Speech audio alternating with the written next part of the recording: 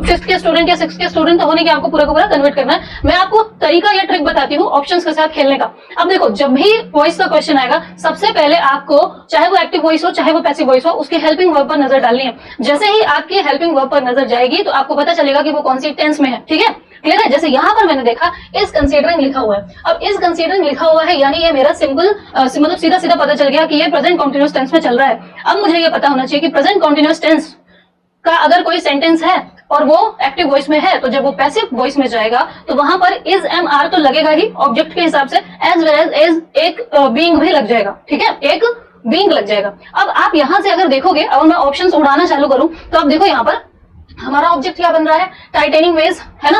टाइटेनिंग veg जो है हमारा ऑब्जेक्ट बन रहा है और इसके आगे की चीजें सब क्या होती है, अदर वर्ड्स कहलाती हैं। क्लियर है? Other words. तो जो ऑब्जेक्ट होता है वही हमारा पैसिव वॉइस के सब्जेक्ट में आता है। ये चीज आपको बचपन से पता होगी। अब यहाँ पर देखो टाइटेनिंग वेज है, प्लूरल लिखा हुआ, वेज मतलब रास्ते। ठीक है, तो एक तरीके से प्लूरल आपका बनेगा। तो यहाँ पर हमारा जो हेल्पिंग वर्ब लगेगी आर लगेगी और साथ में एक बीइंग लगेगा। ऑप्शंस में ढूंढो और उड़ा दो जहां भी नहीं हो। इस बीइंग लगा हुआ है, हटा देंगे। टाइटेनिंग वेज आर बीइंग रोकेंगे। ठीक है, नेक्स्ट है टाइटेनिंग वेज आर कंसीडर्ड। अब देखो यहाँ पर बीइंग नहीं लगा हुआ है, क्लियर, तो ये हट जाएगा। Next is tightening wedge were being. अब वर बीइंग क्यों भाई, सेंटेंस तो हमारा प्रेजेंट में चल रहा है, वर बीइंग तो हमारा पास्ट भी लगता है ना। यानी यहाँ से आप सारे ऑप्शन उड़ा दिए और इतना बड़ा क्वेश्चन आपका सिर्फ एक कीवर्ड पकड़ के सॉल्व हो गया। ठीक है, तो पेपर में आपको आंसर आना भी जरूरी, मतलब वो तो ऑब्वियसली जरूरी है, लेकिन आंसर को विद इन टाइम आना बहुत ज्यादा जरूरी है, अदरवाइज आप बहुत ज्यादा पीछे रह जाओगे इस एग्जाम में। ठीक है।